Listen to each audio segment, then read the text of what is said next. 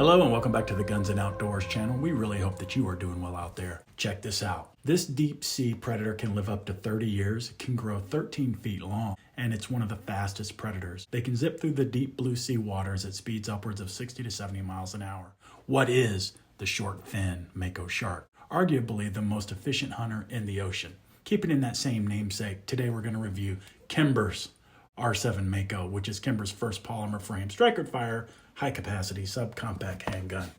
It's designed to compete with the big boys in that hugely popular micro compact and subcompact concealed carry market. The big question is the Kimber R7 Mako an apex predator or is it prey? Stand by as we find out.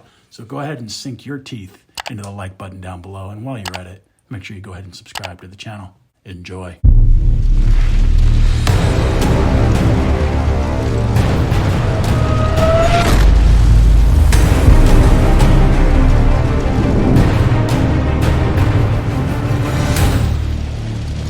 Welcome back.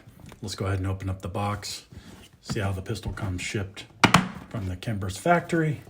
We can see that it's got hard case, soft lining with cut out of the foam for just the pistol, 2 magazines, and a lock with material storage underneath. All right, let's pull out the 2 magazines. The pistol is unloaded. Go ahead and get us set up and staged.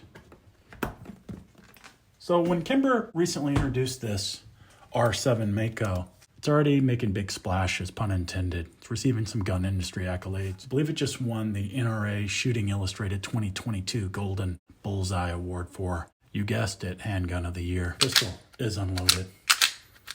The R7 Mako really underscores Kimber's entry into the concealed carry marketplace. Customers really are demanding more concealed carry options. It's a winning concept.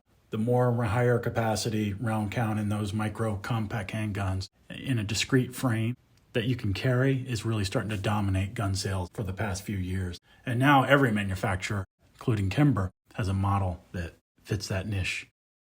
Kimber is more known for its lineup of 1911s, the 3-inch, the 4-inch, the 5-inch guns with metal frame pistols and 45 ACP. They've now stepped into that micro compact market with this polymer striker fire pistol. It's an interesting design, couple of features that have not been seen on other guns. The R7 Mako is outfitted with today's most desirable features, providing superior out-of-the-box performance. The pistol is made in the USA, if I didn't cover that already.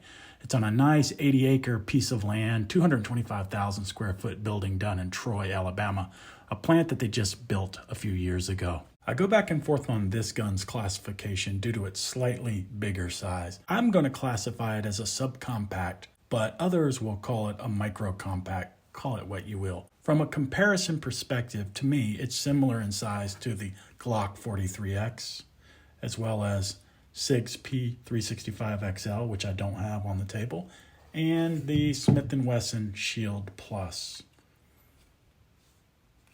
Kimber's pistol's chambered in the 9mm cartridge. Sorry, no 45 ACP in this go-around. Magazines, 13 plus 1 in the chamber and 11 plus 1 in the chamber. If you want that small, tight concealed carry package, you're going to want to carry the 11-round magazine. All right, fits nicely. The R7 Mako comes in 2 flavors, OR and OI. Those designate that the pistol has obviously both night sights, but it's optics installed or optics ready. If you go with the optics installed, it's going to come with the Crimson Trace CTS 1500 already installed. The owner of this pistol chose to get it optics ready so he can install a hollow sun. As you guessed it, this guy is on loan to the channel, and we really appreciate the person that loaned it out to us. Appreciate you, brother. All right, optics ready, 507K green red dot. It's an excellent choice. In terms of the pistol, one of the immediate differences that stood out to me was the shrouded slide design with the hooded ejection port coming out of the side versus the open top, which Kimber states is beneficial as it's going to redirect the gas and the brass to the side versus to the top, possibly getting on your red dot. The next feature that stood out to me was the trigger. This guy is all about the trigger. Just a fantastic trigger. Now in their literature, they're saying 5 to 6 pounds. Let me pull out my lineman's wheeler gauge here, do a test pull for you guys. I'm not coming anywhere near that. I'm coming in right around 4. Let me do a second pull since I grabbed low. Normally you would pay $150 to $200 for a trigger. What do we got here?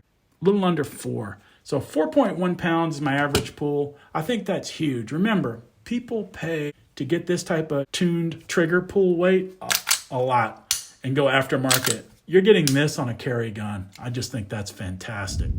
As previously stated, this guy's equipped with a Holosun HE507K Green X2 and a CH Precision Weapon Systems mounting plate. I think they mate up really good and no problems. I was able to confirm and everything was torqued down nicely.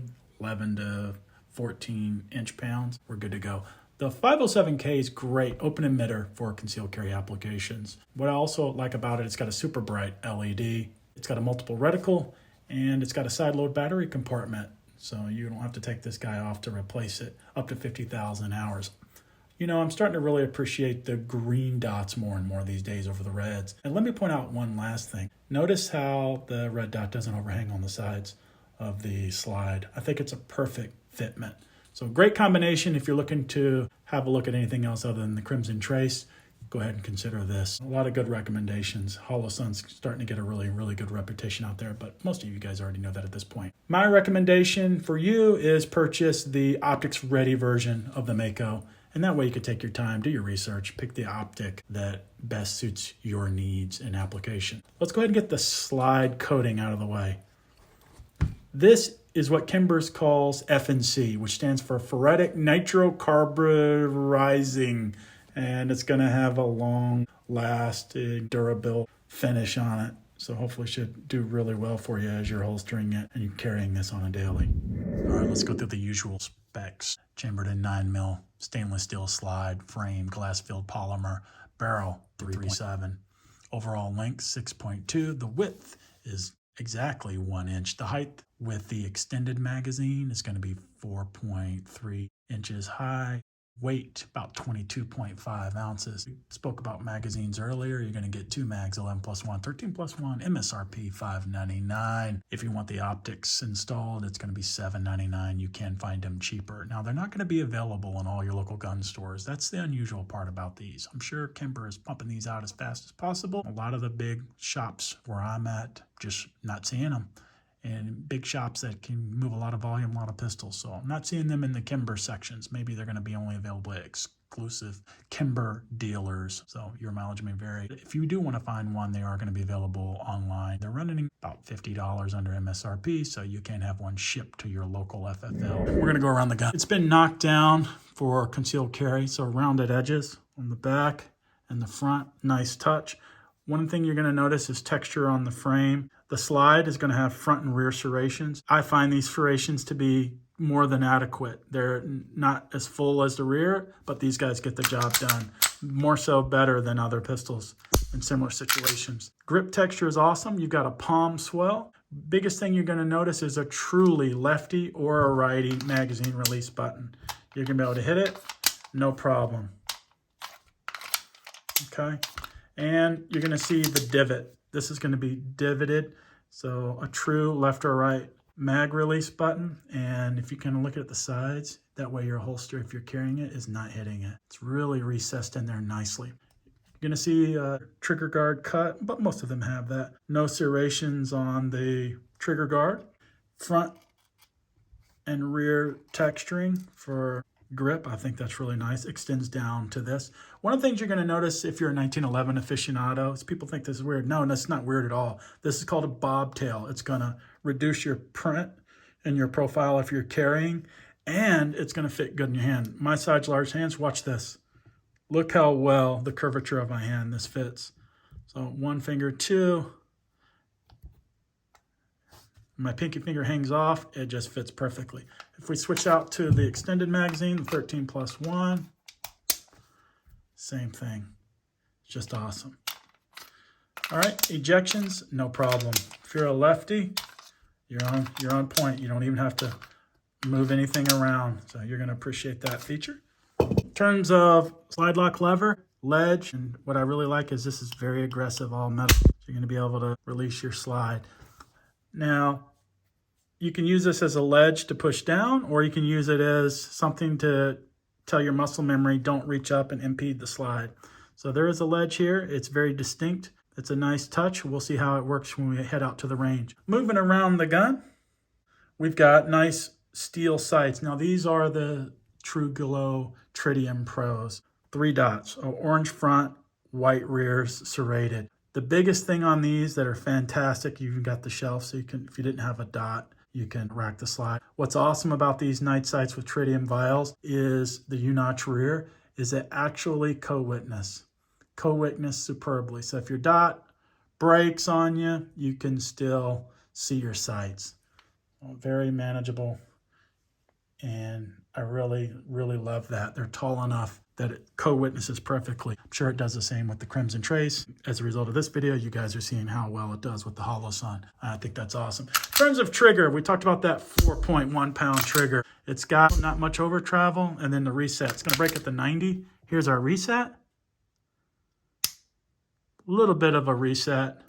It's got some take up, but I like it. Flat face aluminum trigger. Now I do notice a little sound here, listen. Okay, but come on, it's all a perspective. Here's a plastic trigger, right? Not on the trigger tab, but when you pull it. And how's the clock? The clock.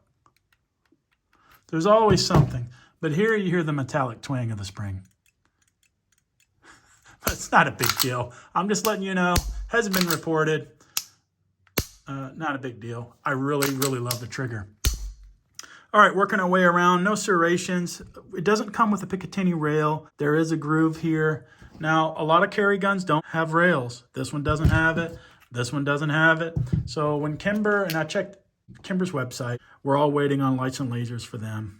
Their attachment. Whatever they have coming out, hopefully soon, you guys will be able to pick one up. A lot of accessories on these pistols aren't super common, but they're available on the net, and you can find most things like holsters, extra magazines, replacement iron sights, firing pins, recoil springs, anything you want there from accessories perspective, you're good to go. In terms of carryability, they did knock down the edges. I don't know if I covered that already or not. I think this is a good looking pistol.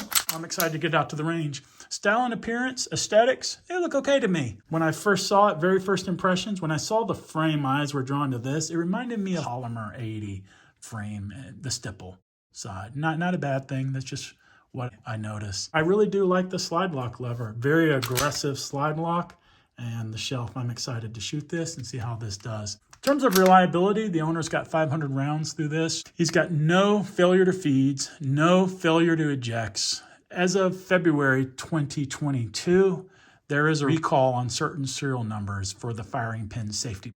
All right. I noticed it's not a batch. There was a time frame and then there's certain numbers. This gun, based upon the serial number, was not affected. I believe it's probably related to certain persons, maybe however they built it. When you look at the numbers on their website, you're going to see them skip around. I don't know if it was everything made at the plant on a given day or if it was made by certain individuals. Who knows? Or maybe they got a bad batch of product or that sort of thing. Ergonomics. Palm swell, as we talked about, feels real good. Reminds me of the Walthers. Excellent stippling, great sights, excellent trigger. It's optics ready. The only con I'd give it is no Picatinny rail, but we're waiting on to see what they're going to do from a proprietary perspective.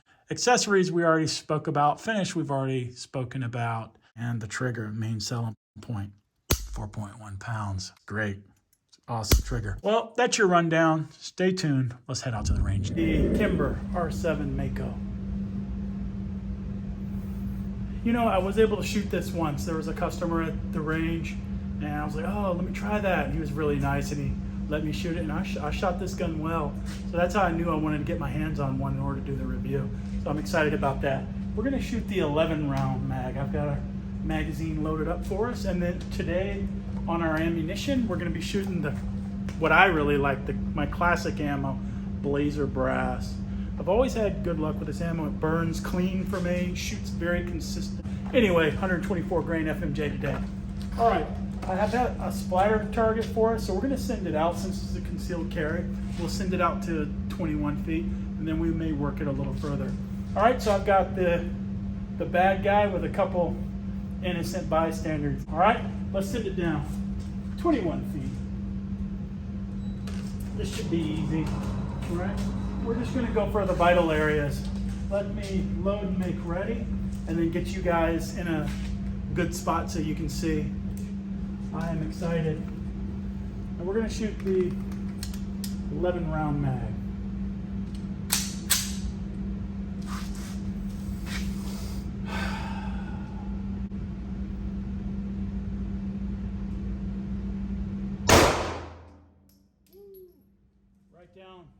Right down the pipe.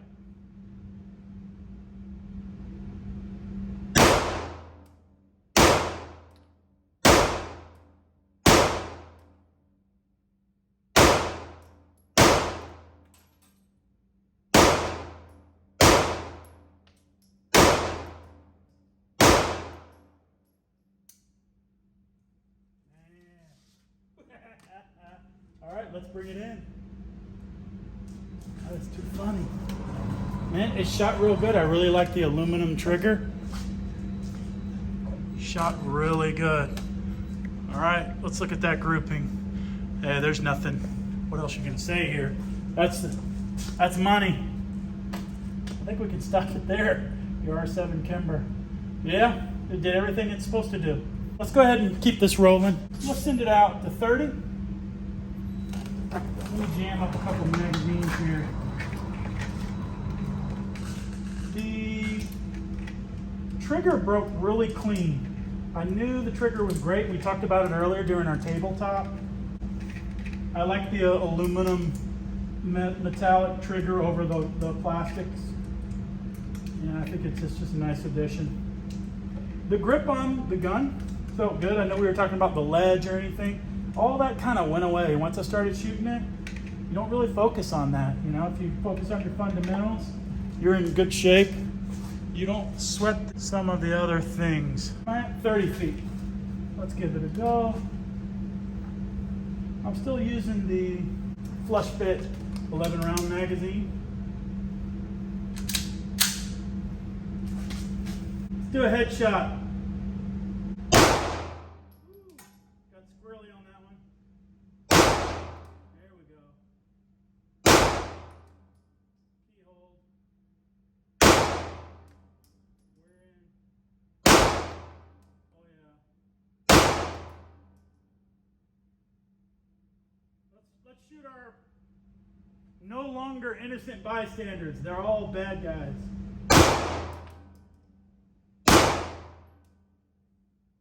Yeah, feels good. Headshots are on. Guys, there's nothing wrong with this pistol. Lock back on empty.